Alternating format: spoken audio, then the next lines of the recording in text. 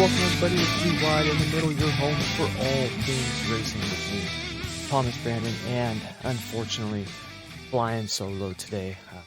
Heath has got some stuff going on with work and whatnot, so he can't make it today. So we're gonna fly this ship solo, get this out to you guys so you got something to listen to this week, and hopefully next week we'll be back in action together again. So obviously a bunch of news topics on the table with Spire buying KBM. What does this mean for, the future?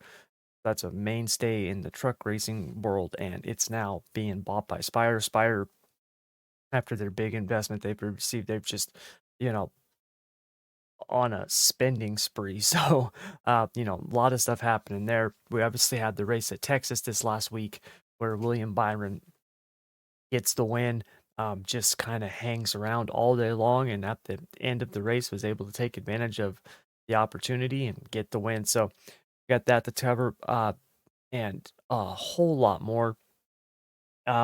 What I decided to do is, with me basically just being by myself this week, I wanted to just cover really two things. Number one, obviously we'll kind of go over the NASCAR race and whatnot.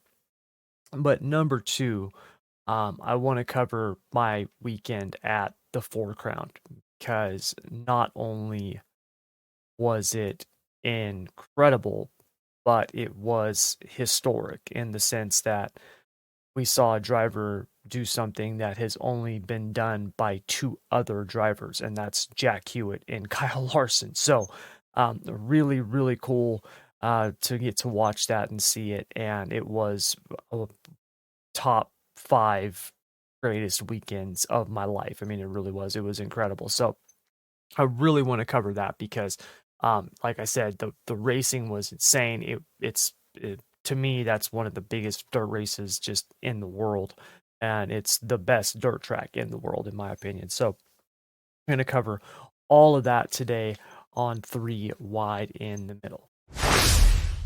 All right, you guys. So NASCAR race at Texas. We'll dive into this before we get to our dirt track recap. But NASCAR race at Texas. If you watch the race, you know that the race was hot. I can only imagine. It was like 100 and something degrees in Texas. Those guys, I can't imagine how hot those cars get. And even with adrenaline and stuff like that, it's still going to be hot.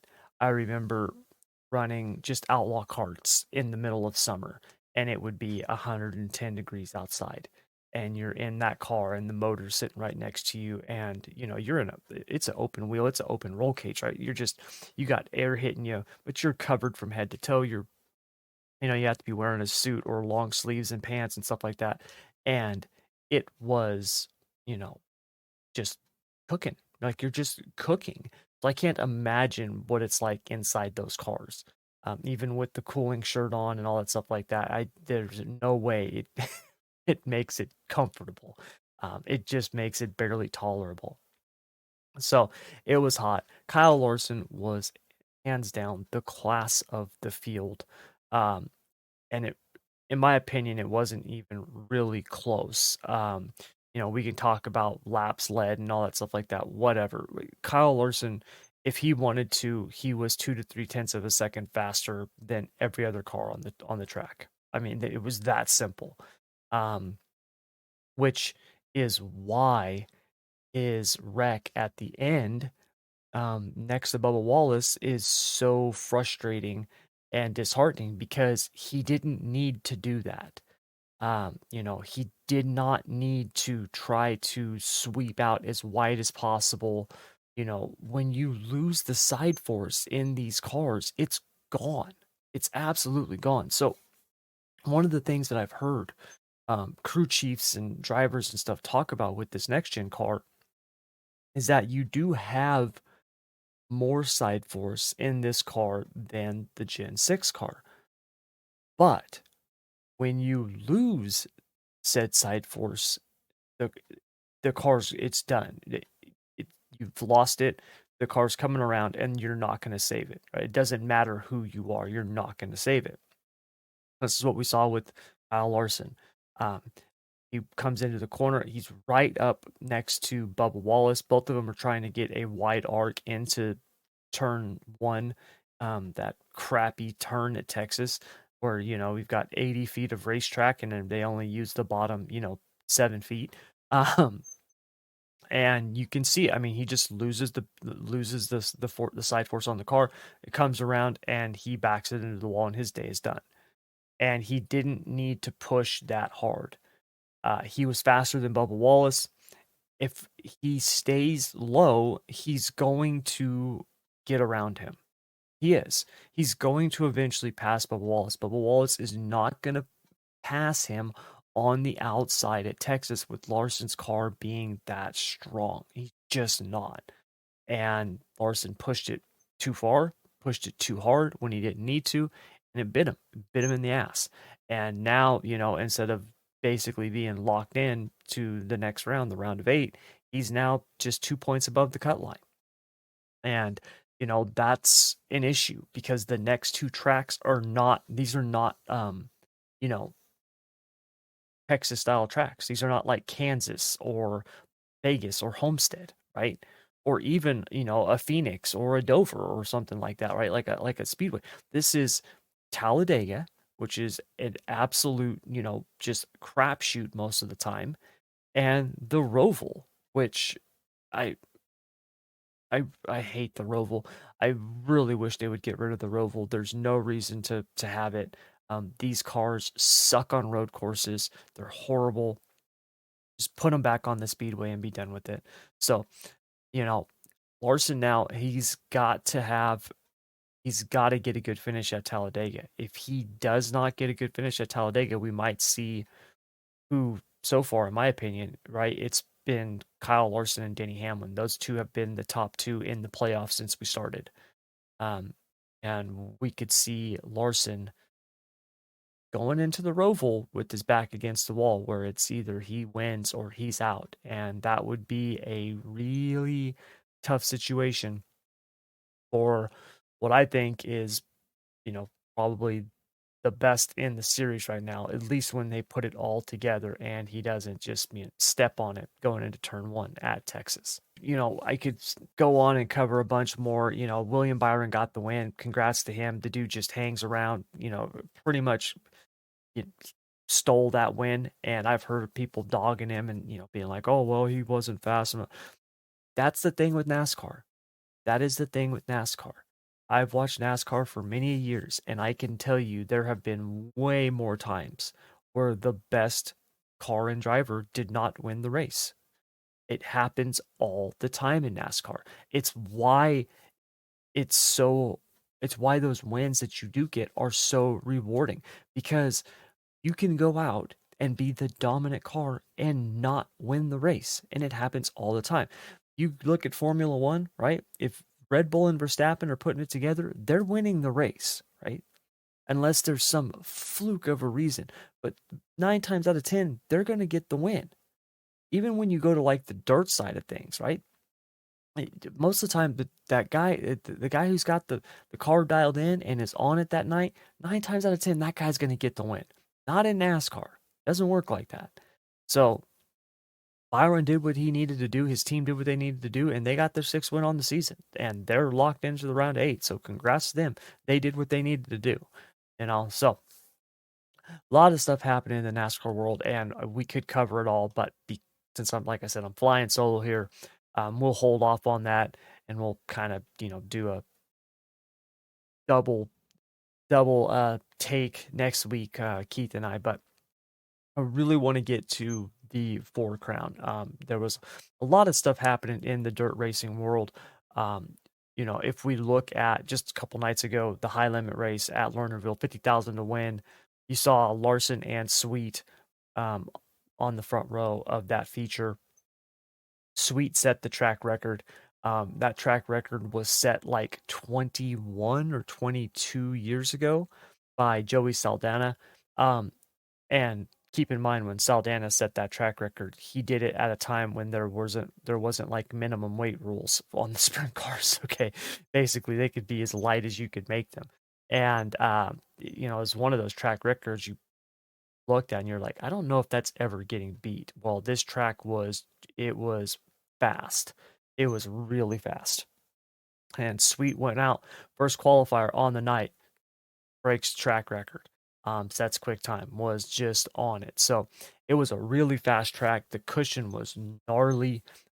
It led to literally two of the best sprint car drivers in the world. I mean, you can make the argument they are the two best, Kyle Larson and Brad Sweet, making mistakes up on that cushion because that cushion was hairy, and David Gravel just happened to make fewer mistakes, got the win. Rico charged up through the field to pull off a second place finish. Kyle Larson jumped the cushion. He fell all the way back to like ninth or 10th. I think he ended up finishing eighth. And then Brad Sweet finished third. The high limit points, Larson is now only like 8 points ahead of Rico with two more races to go in that championship. There's a lot of rumors right now, stuff coming out about the high limit series, basically Sweet and Larson buying the All-Star series. Um, Nothing's been confirmed. It's just a lot of rumors. I don't know if that would be a good thing or a bad thing. It would all depend on what they're buying, what they want to do with it. You know, I don't want to comment any more on it because I want to do some more research and kind of see what's happening. See if I can figure out more of what's going on because if they're looking to expand high limit to being more of a, 50, 60 race season, well then what's your goal? Is your goal to compete against the Outlaws? Is, put up more money and do it with less races? Is it you know, your goal to, just have something different that other drivers can just come run in your I don't know. So it really depends on what they're wanting to do. If they do that, right? If high limit does purchase the All-Stars, are we going to see Brad Sweet running the All-Stars now? Is he going to just leave the Outlaws after winning potentially his fifth straight championship? He's just going to be like, all right, I'm cool here. I'm going to go run my All-Star. I just, there's a lot of questions with that. So, um, as more news comes out and we, actually get some concrete evidence and details, then we'll cover it. But until then, I just right now it's all just hearsay, and I don't want to comment on hearsay. So, anyways, that's the big news on that front. We have the BC 39 kicks off tonight. So last night was supposed to be night one of the BC 39. Unfortunately, it got rained out. I don't know what that's going to mean for tonight. Just because the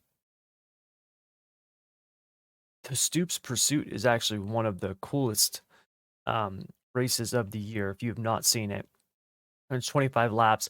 After so many laps, they basically kick out, the certain drivers. It's based on passing and stuff like that. So they've got the two preliminary nights. There was obviously big entry field, big entry list for the field. You got two preliminary nights. There's split fields, and then Saturday night is the main, or I should say the full show for the championship, or not the championship. What am I talking about?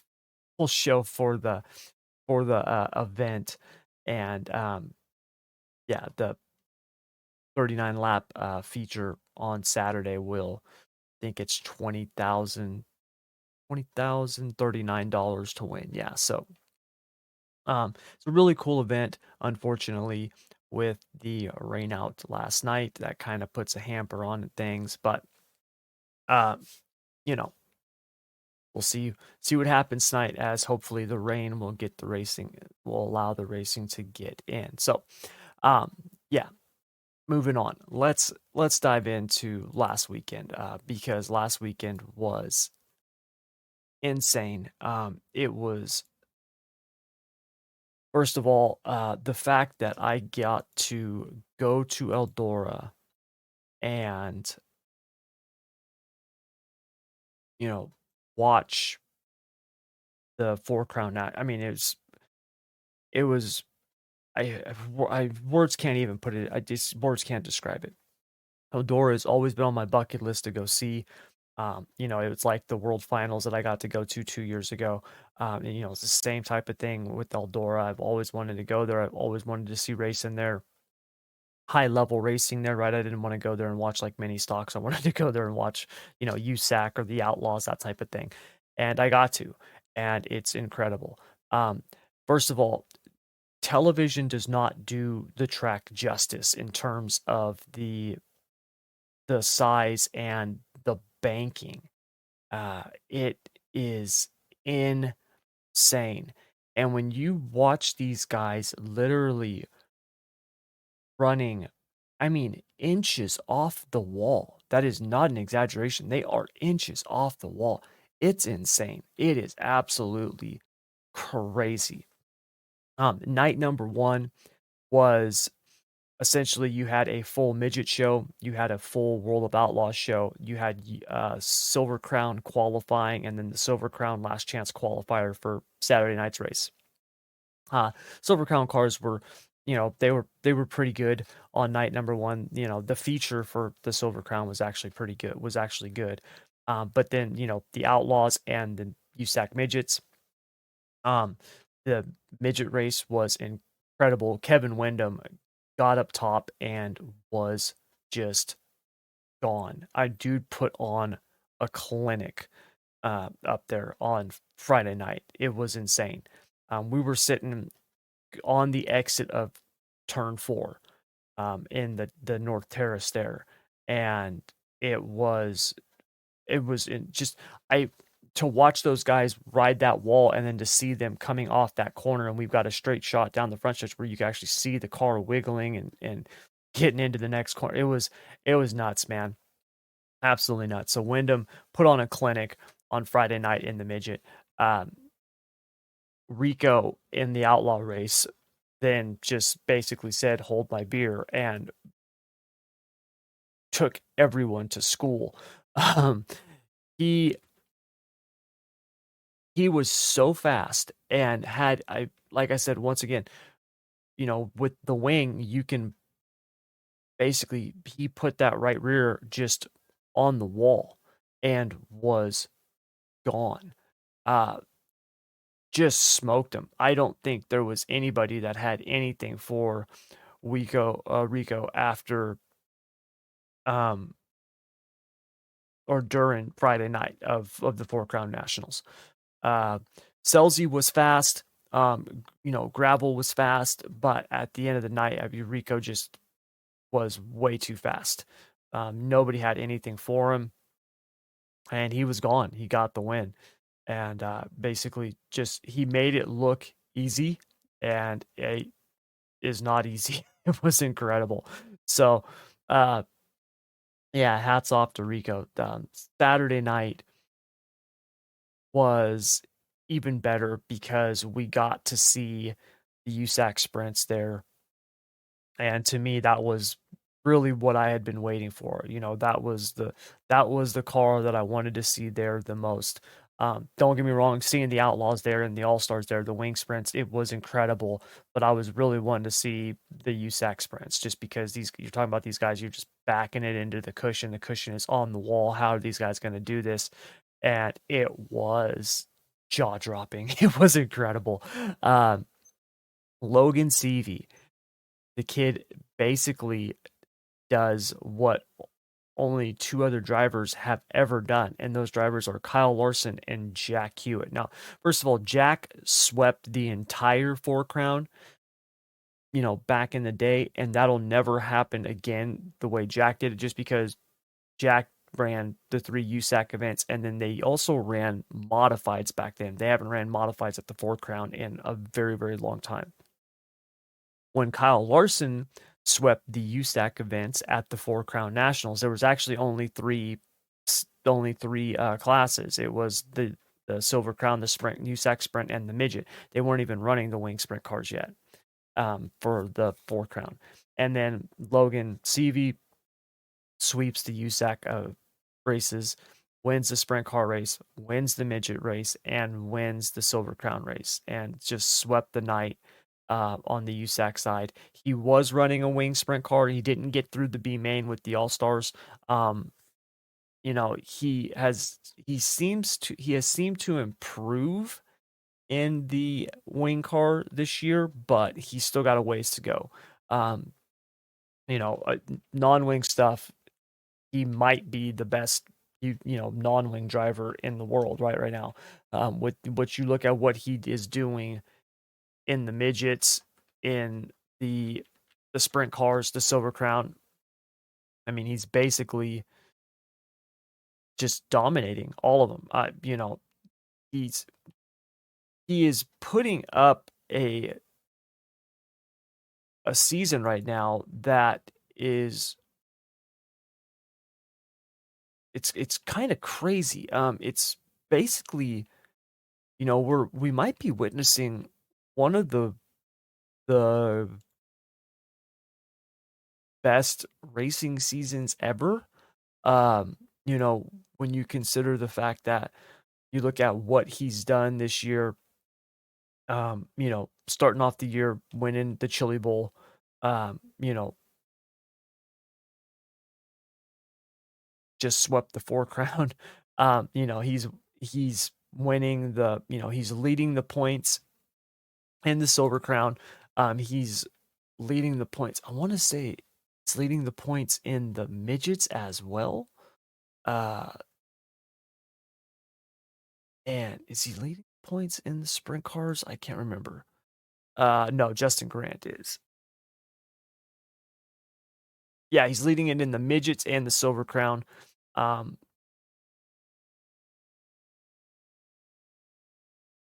and he's like 10th in the sprint cars, but just an incredible season so far. Insane. He is. I mean, you look at the stuff that he's won, what he's done this year. It's pretty insane, and he's still got a lot of racing to go. He's only 25, 26 years old, and he just had one of the best nights you can have in all of dirt racing. So hats off to him. It was incredible to watch. I was, going there. I was obviously I'm a Team S fan. Justin, I don't really have like a favorite driver where I just root for that driver. Like I just love good racing. I think Justin Grant, Meserol, CV, you look at a bunch of those guys, they're insanely talented. Rico was running the midgets. You saw a bunch of drivers who were doing double duty. Brady Bacon was running the wing car and the sprint car. There was a lot of guys out there running multiple cars. CV was really the only one that was running all four that last night. And I just wanted to see good racing, and I got to see it. It was incredible racing. It was just insane. Um, Meserol and Grant, those those guys with what they've had a tough year this year. Hats off to Justin Grant for the year that he's had in the midgets, considering that this change that they've made with the motor. Um, it's been rough. It's been really rough. Most people don't realize what that entails when it comes to the car. People think like, oh, you're going to a Ford, and they don't realize that you're not just going to a Ford. They're helping Ford develop that motor. You're talking about this 4-cylinder, 400 horsepower, and it's not just the torque and the horsepower that it changes everything.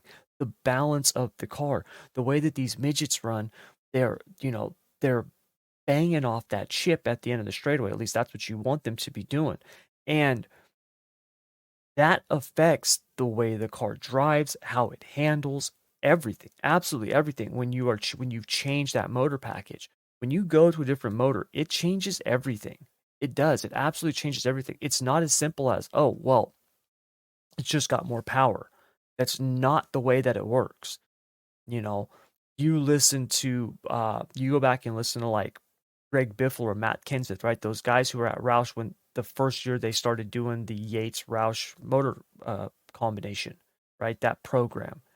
And all of a sudden now these Roush cars have got 50 more horsepower, and it changed everything. It made the cars handle better, everything. It's a huge change. And you can see right now that RMS, they've had a really tough year, and anytime it seems like they've got a good run going, something happens. Meserol had a good night going.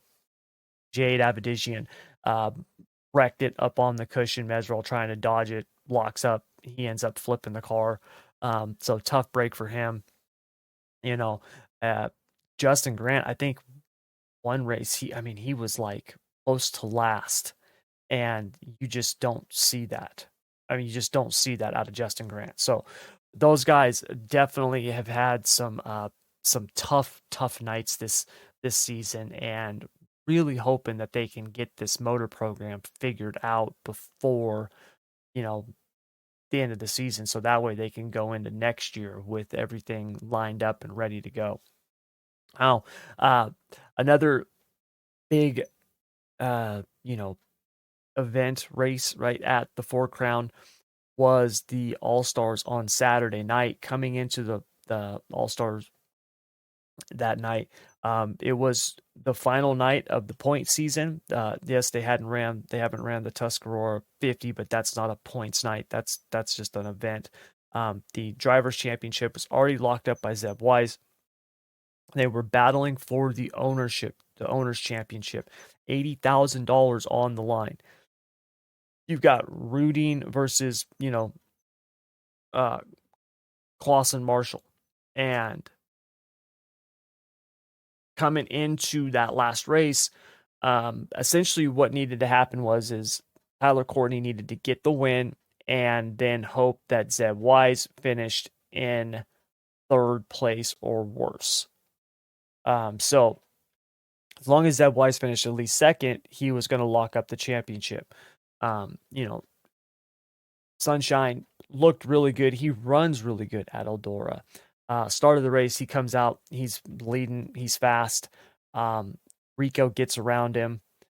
When Rico got around him, you saw Sunshine start to change his line a little bit, which was a bad move on his part. Rico was just on the wall and was just that much better than everybody else on the wall. And Sunshine was looking for speed, trying to find a different line. The track was really interesting. There was, not just a top there was a bottom. It was a very racy track. And, the problem is that when you start searching and you don't really know what you're searching for, you can fall back really fast. Sunshine dropped back to like fourth or fifth. Zeb Wise got around him. Zeb was fast. He was actually starting to track down Rico before Rico caught the bump in 3 and 4 and essentially ripped the front axle out of it. So Rico ended up ending the night on the tow hook, broke the car right up on the wall right in front of us. But yeah, it was a tough break for him. I don't know if I mean, it looked like Rico was going to get the win, but Zeb was coming. He was coming. And restart comes out. Zeb gets a lead and he just drives away with it. He wins, won the race and won the owners championship for Rudine. It was really, really cool the way that they wrapped up the All-Stars, season at Eldora. I thought that was a really good job by them.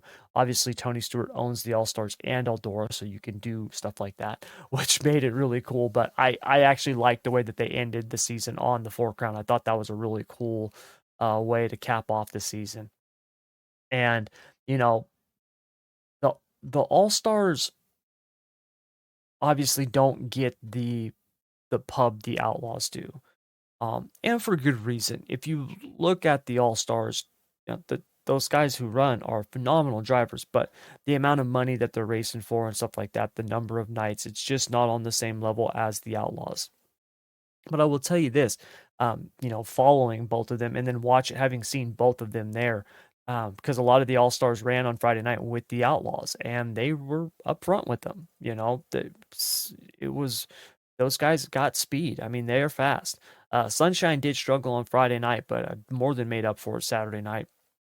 The track was a little bit better on Saturday night, and it just seemed a little bit racier. It was also a little bit more technical, and he put it together, just couldn't get the win. Zeb was on another level, and he got the win, wrapped up the drivers' championship.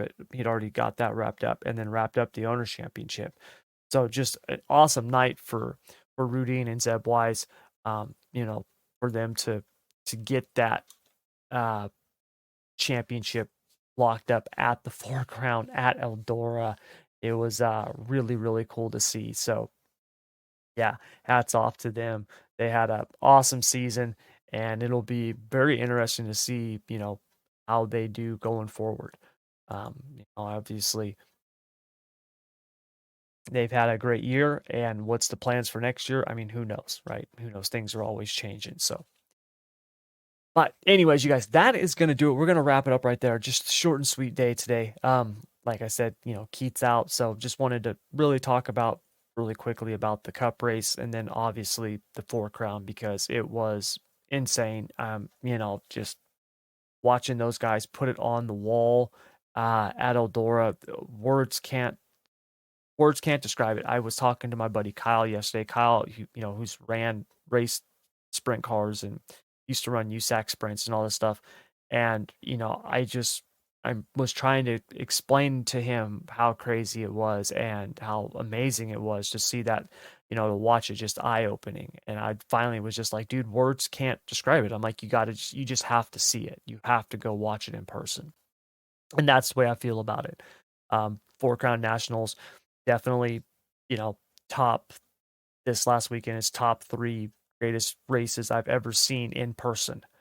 I mean, the only 2 that compete with it would be, Jack Hoddenshield's win at Gold Cup when I was there, just because I loved Jack, was like my favorite driver as a kid. Loved the Wild Child, and to see him win at Gold Cup in my first ever outlaw race, right, that I watched, as like a 13-year-old, 14-year-old kid, was just awesome. And then the JJ Yaley's win at Manzanita back in 1998. I think it was 98 or 99. I was down there for the Copper World Classic, which is was at Phoenix, the mile. You had the midgets and the Silver Crown and all that stuff like that running down there. And we went to Manzanita for the SCRA race. And JJ Yaley started last in the feature, and we watched him drive it to the front and win the race. And that, I was standing in the infield on a tractor tire in turns 1 and 2, and it was incredible. So, those 2 races are, we're coming into this last weekend. We're at the top of the list in terms of, best races I've ever seen, and Four Crown just bumped it off because it was amazing. So congratulations to, Zeb Wise and Rudine for their championship, Logan Seavey for making history, sweeping the USAC events at the Four Crown Nationals.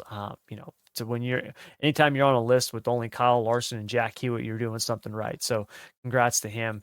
And yeah, see if these guys can cap off the season and get the championship in the midgets and the Silver Crown. So anyways, you guys, that's going to do it all for this week. Thank you very much, as always, for joining me. Next week, we will be back, same time, same place. Please download, like, share, subscribe, all that other good stuff. Help us continue to spread the word. Keith and I, we do this just because we like it. It's fun.